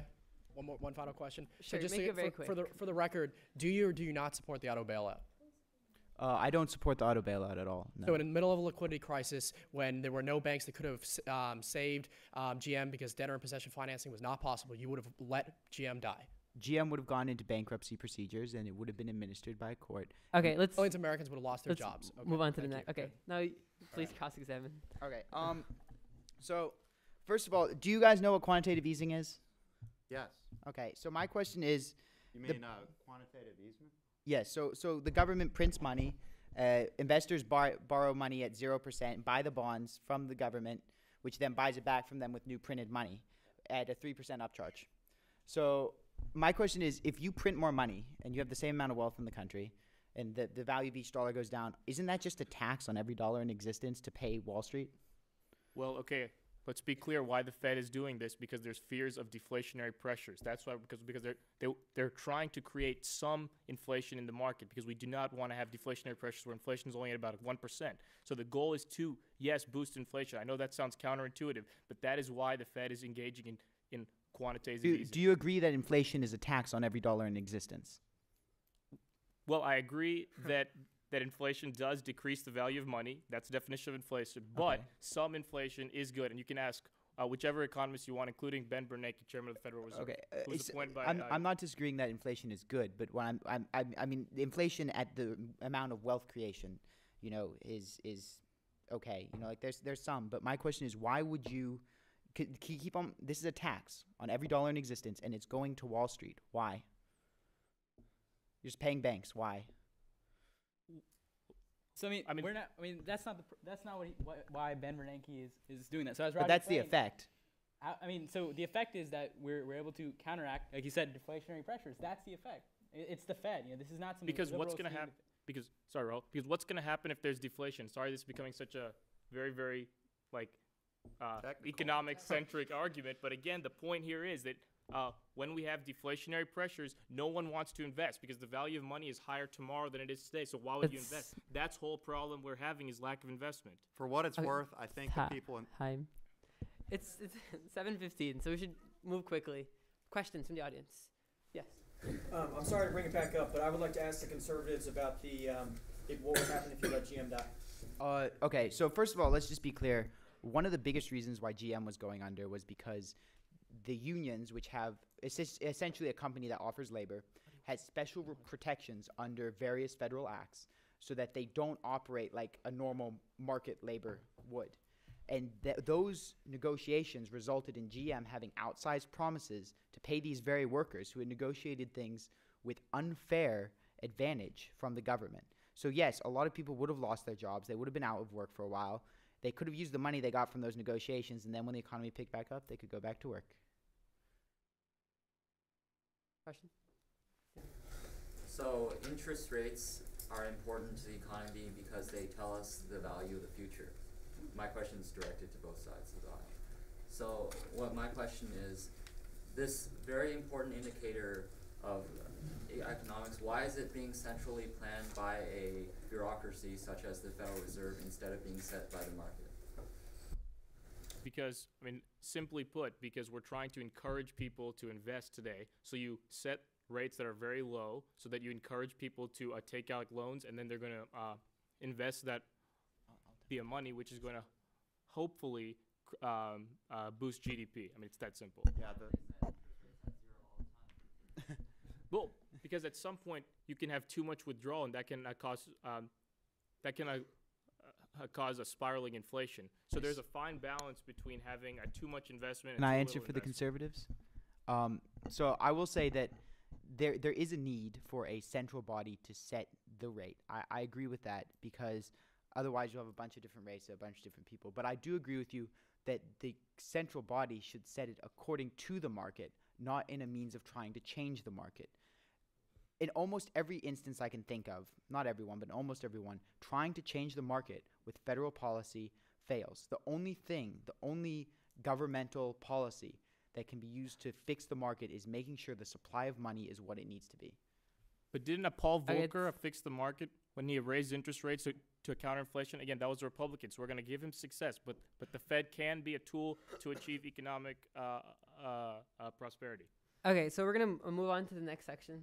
There'll be time for questions at the end. So, and this before we move on, Gabe over here, he will be passing out new ballots. So you guys can start filling them out for the end of the debate, so we can have a new grade for President Obama.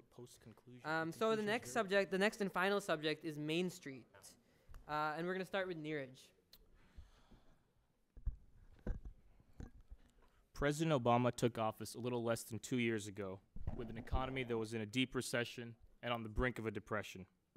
The crisis of late 2008 was reaching its peak, and the economy was in free fall. However, the president, he acted swiftly and aggressively to pass 4 major initiatives to help Main Street Americans: the Recovery Act, Cash for Clunkers, Small Business Loan Bill, and an extension of the unemployment insurance benefits. So let's examine each one in turn. The Recovery Act was designed to stimulate and create jobs. It consisted of 3 major parts. The first one was the single greatest tax cut for middle-class Americans in the history of the United States.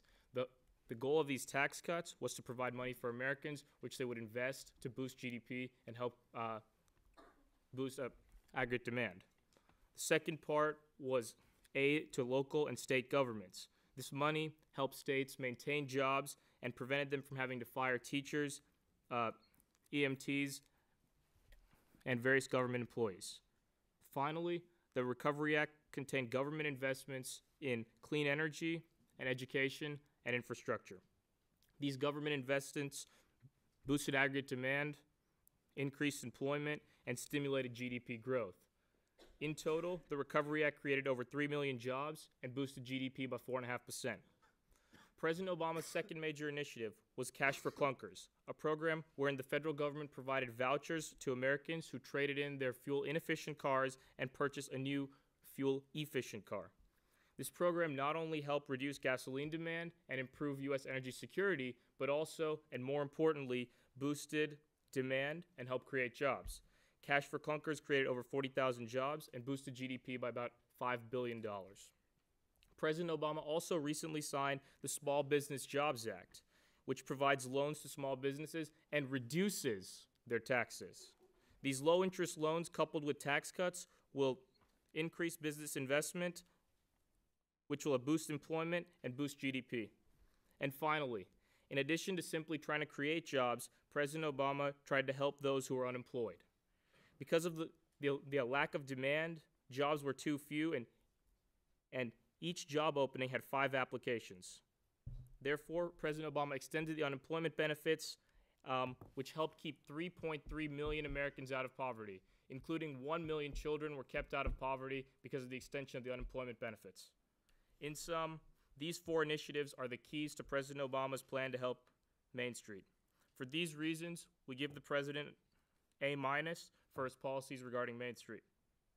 While the unemployment still persists and the economy still fragile, President Obama's policies prevented the Great Recession from becoming the second Great Depression. Thank you. Taylor? All right, thanks. We like to address those 4 points you brought up.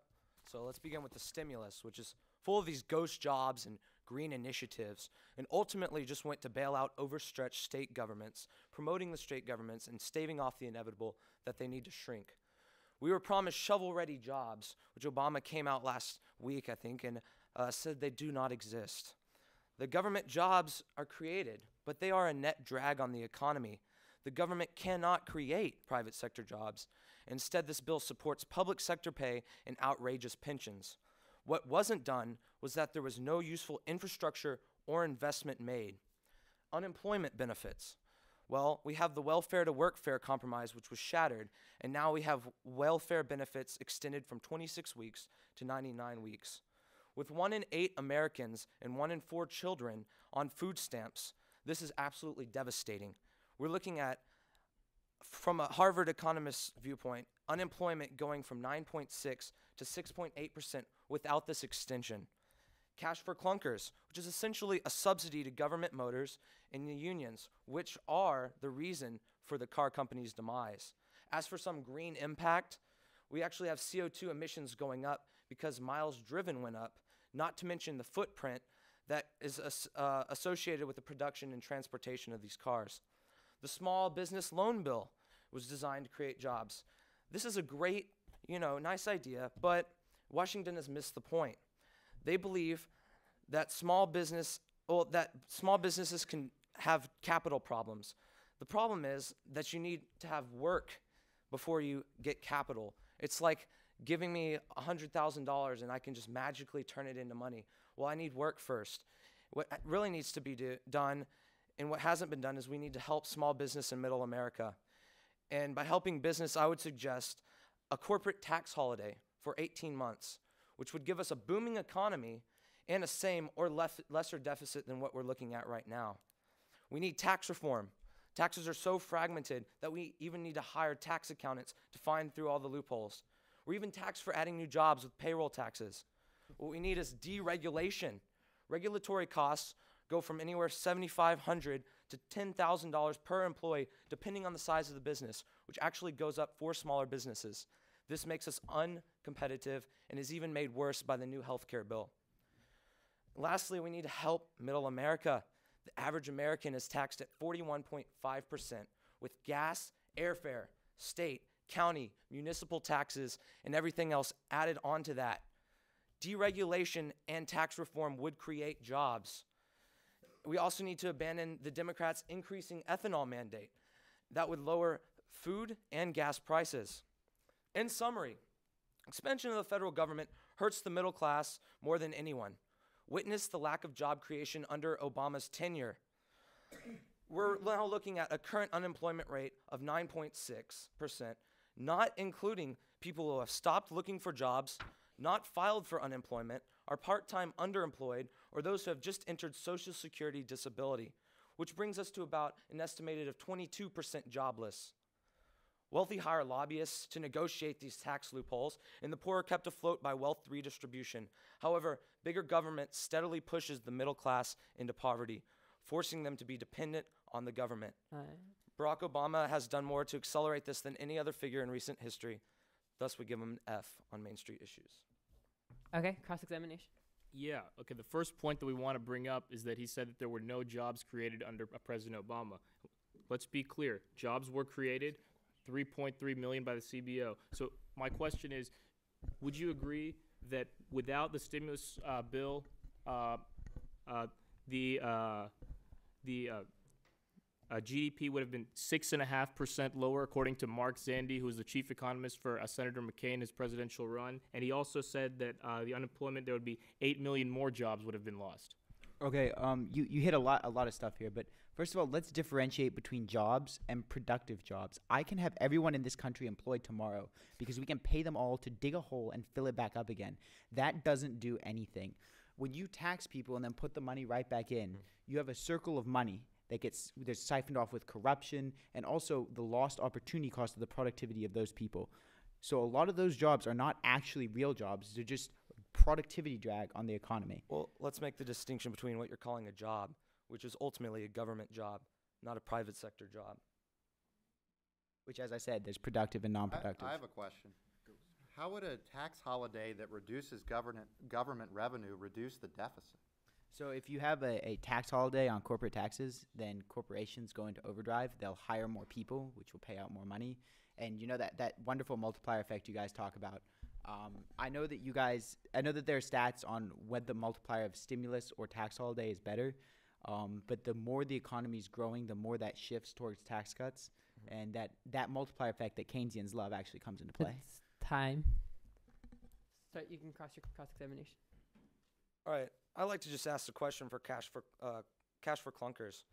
Now, what's actually happened from this Cash for Clunkers is that used cars are now more expensive because there's a shortage of clunkers out there. And, you know, this is actually bad for the people that we've wanted to help through this program. You know, we don't need to give poor people, you know, new cars with new payments that they can't make. So how can you justify this bill? Okay. Well, because there was another bill in Congress that was supposed to provide $10,000 tax credit to families earning below $40,000 when they were going to buy a used car, but that did not pass in Congress because of the conservative Republicans. I mean, it's just so simple. They did not allow the bill to pass that would have helped those Americans making less than $40,000 a year. I mean, it's that simple. Do you really think, if we believe the CBO estimates of 3.3 million jobs, I'll assume they're correct, do you really think that's enough to give an A- while millions more of Americans are out of work and families are hurt? So as we mentioned, the issue here is that the president inherited something that was no normal recession. It was a recession caused by a financial crisis. So we have a long, slow recovery, and that's why the president pushed for aggressive policies to address it. And there were jobs that were lost, and those were the trajectory was the president lost 700,000 jobs the month he took office. And I'm hoping you're not going to blame him for jobs he lost before he signed a single bill. Okay, time. Audience questions? Yes. Yes, this is for the conservatives.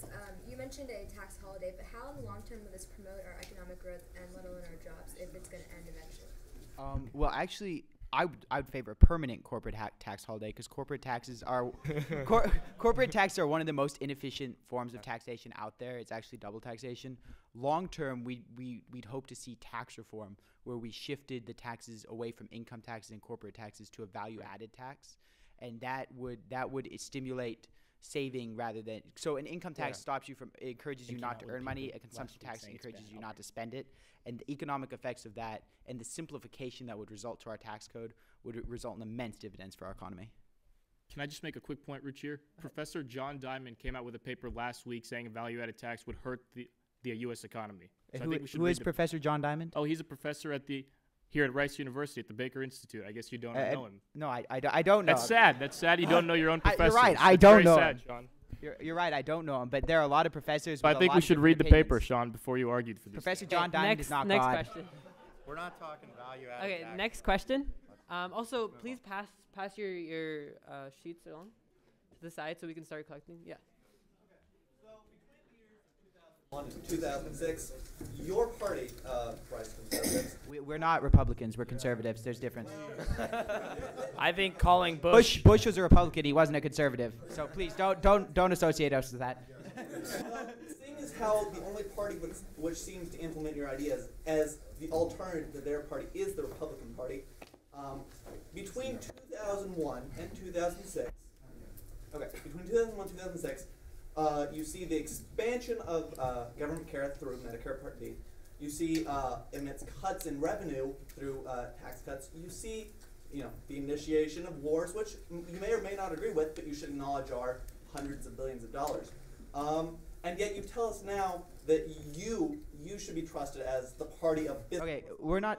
Just so you know, we represent a faction of the Republican Party which is currently not in power, that does not believe that President Bush was actually a conservative. President Bush increased spending more than any president before him, and we don't support that whatsoever. President Bush didn't sign all of those congressional things. There are plenty of Republicans. Between the years of 2000 and 2006, I was in middle school. I wasn't enacting government policy. I think it's a little rude to make it that. But I think that even now, I didn't have an informed opinion. We were in middle school too. By the way, this.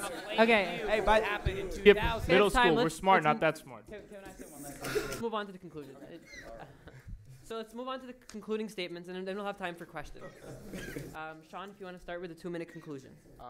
Before I get to my concluding statements, I'd like to say that this is grade President Barack Obama, not grade President Bush. Okay. So now let's focus on President Obama. We got to give some credit where credit is due. He stood up to the teachers' unions, even though the bill that resulted may not have been the most effective. He continued some decent foreign policy, like keeping on Gates and Petraeus and those kinds of people.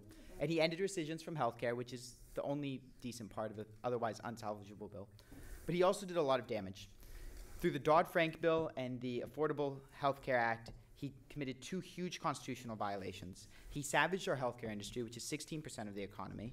He spent us into oblivion and is continuing to do so. He institutionalized too big to fail by creating this protected class of companies.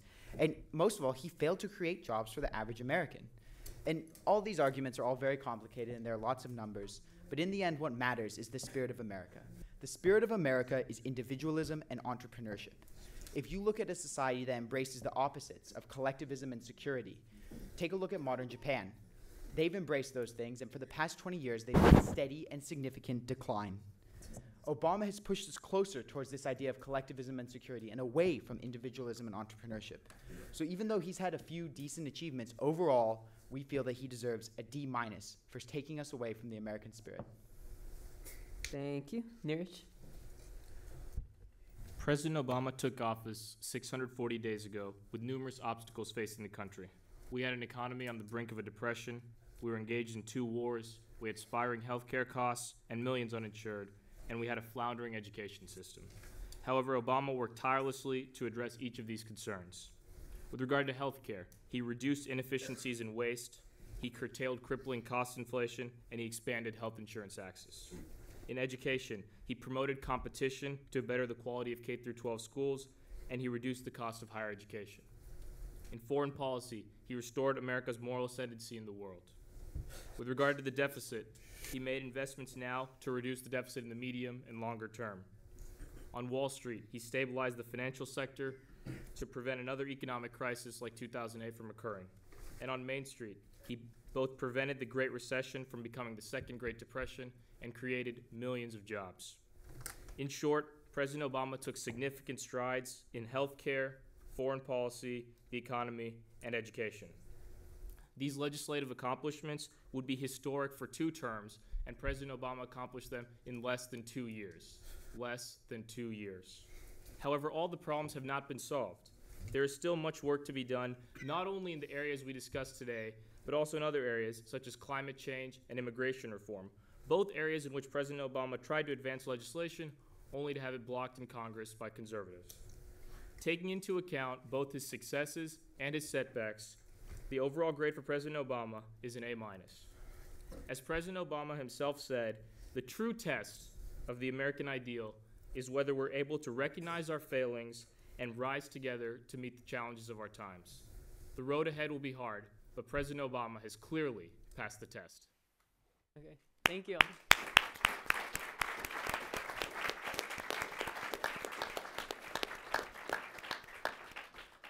So now, just while we wait for the final votes, let's have time for some general questions. Someone who hasn't gone, maybe? Okay, yeah. We'll get to you guys, everyone. Sorry. Go ahead. I have 2 quick questions. When speaking about education, Ross pointed out that your belief is that small government is better, that local and state government should have more control over the system. And then when Taylor's speaking about the economy, you slapped President Obama for giving funds to state governments that you said, quote, must downsize, must shrink. So how do you reconcile your opposing views that on the one hand, state and local government must be more involved with education, which requires more money, more manpower, and more government jobs, yet they need to downsize and thus take less money and have less jobs and less involvement? For me, it's not about money, first of all, when it comes to education. And first of all, or second of all, I guess, feel like Obama without a teleprompter. Local, so local schools. When you have a local involvement with the school, it's not about. I'm not talking about just state monies being distributed. I'm talking about the ideas that are being distributed, and also, I think it's pretty safe to say that we're not for of the exact same person either, and we do have different solutions to these problems. And education's just a different problem. I'd also- say to coincide to that you say that we are for local and state governments. Let's just make that clear, and the more local the better. But our state governments are bloated and inefficient. 2 of our most efficient and liberal states, New York and California, are terribly run. And if you can find someone to argue that New York and California are efficiently run, then I'll award you a medal. And I think that it's important that we do give money to our states and support our states' rights, but we shouldn't just bail out our states and give them federal money without first requiring that they reduce the terrible and gridlock inefficiencies that are right now hurting some of our most valuable states. And if I can come in here, we're not talking about bailing out states. We're talking about bailing out teachers, firefighters, and police officers, the people who keep our schools safe, the people who keep our students learning, and the people who protect our burning buildings. These are critical members of our society, and they would have been laid off. We already lost 360,000 jobs in the public sector. I don't know Last if you've year, noticed, but we're kind of in an economic crisis. And that's the point, why we cannot let people be laid off in an Oh economic yes, crisis. in an make the economic crisis, worse. let's protect everybody's job because that's how it works. If you, It when cannot work that way. Good policy. And we're bailing out firefighters, but we're also bailing out lobbyists and politicians who cheat on their wives and pencil pushers. That's a red herring, and that's a non sequitur. Well, I think you're red herring on the about subject of logical inconsistency. Next question. Sure. You claim that the party that was in Congress during Bush's term did not represent the Conservative Party. But can you please explain to me why, when 74% of your voters and of your constituents, or excuse me, of your congressmen, who via a congressional quarterly were identified as national partisans, that means they voted with your party, your conservative platform, 80 or more percent of the time, how they're not conservative? Can you explain what new conservatives are entering the party that are more and more conservative than? So I wouldn't say that these are new conservatives. I would say that these are old conservatives. Back to the days of Barry Goldwater. People who believed in small government, people who believed that self-governance, like we do at Rice, like we have with our college system, that is the most effective way to go. Those people have been pushed out by the neoconservatives. And that's why we're not the Rice Republicans Club. When I formed this club, I was very clear that it was a conservative forum and not a Republican forum, because that group of neoconservatives, which is represented by George W. Bush, is not a group with which we agree. And there is some degree of clash going on within the Republican Party between religious conservatives and Tea Party people and the old paleo conservatives. Well, Sean, I'm glad you won't be voting for the Republicans this November either. Listen. Hey, Miles. Sometimes it's better to take the rotten meat than the turd. Just saying. I am in fact, just a little disclosure, I am a registered Democrat and a member of the Rice Conservative Forum.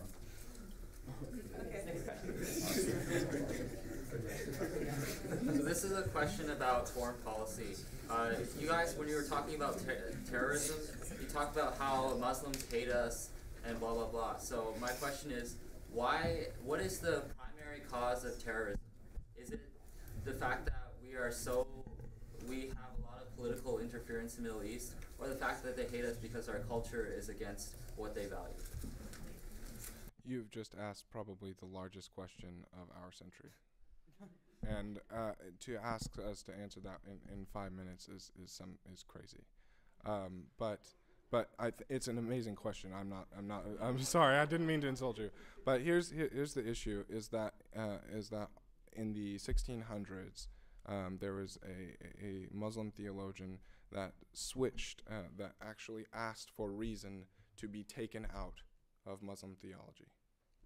Reason, just reason, out of all Muslim theology, period. And I'm not making that up. And that is the problem that we're facing. We're facing is an ideological difference with this sect of the Muslim religion. It's a theological difference. It is an ideological difference with the values that we hold in the West. And I'm not by any means saying that all Muslims share this idea, by any means. And in fact, the more conservative Muslims are the ones that don't share these means. These terrorists are far away from the actual Muslim mainstream as well. But the people who are the farthest away from the Muslim mainstream are also running the governments in the Middle East. This is a problem, and this is not something that we can just wish away. This is going to take long discussion, a lot of understanding, and much more research. Is it helped by the U.S. interfering more militarily in the Middle East? I do not think so. I cannot represent the views of my entire club in this one. I have no idea what they believe on this, but I do not think so, certainly. So I know you guys have a lot of questions, but we were supposed to end at 7. It's already 7, like almost 45. So thank you all very much for coming. Thanks again to all of our panelists.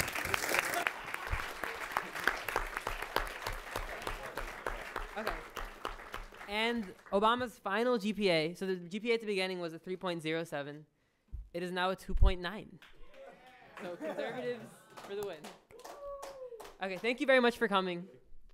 We grade him too high, Miles. Good job. Good job, guys.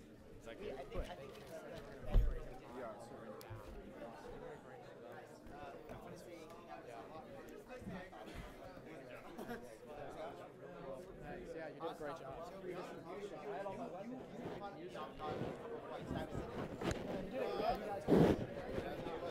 Thank you for coming, sir.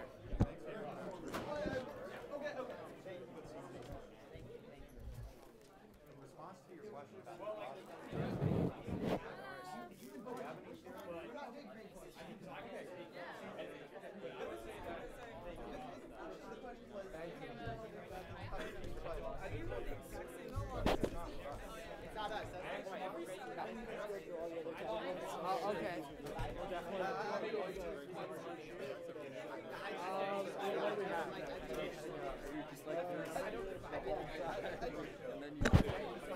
Okay, I just wanted to test it.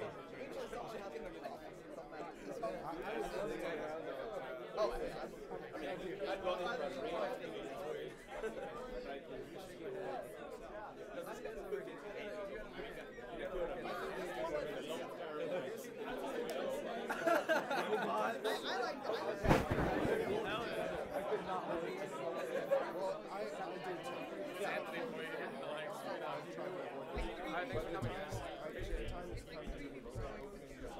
Oh my fucking god.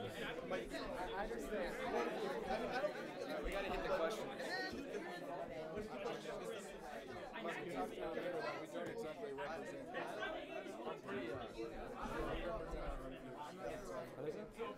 You're such a man, dude. You and I both. Dude, I blacked.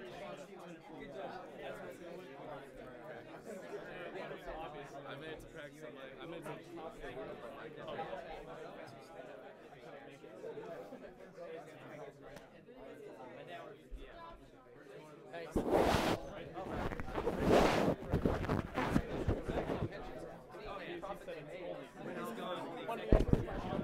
I raised my grade on it.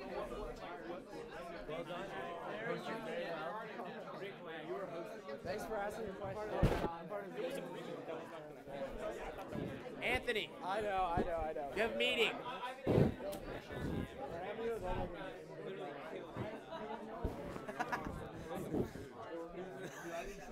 So that's not healthcare that you got to but GM itself is a good example. I'm down to drive somewhere. And it gives you That means a lot. All that requires. Yes, I mean, I can also. They went too far. Yes, Zach, we trust Zach. The hybrids sell very well. It's not the hybrid. That's like Obama on it. And the market should have thrown them out earlier. Well, I think what happens is we create an environment where. So that was our They're talking about this. Yeah. They're talking about Wall Street. Oh, yeah, go ahead. Well, it was off the cuff and it's usage. Yeah. You're great. All right. See, I mean, I kind of wonder if some of those people like out behind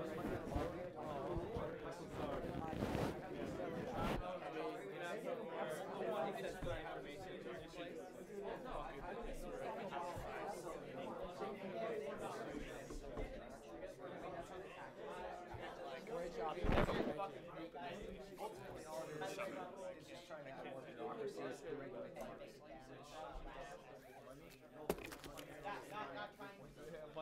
We're pretty good. No money. Money is the solution to everything. Money everywhere doesn't mean it's going to be. We had a 7-year period where there was no recession as high as this one in history for 10 years.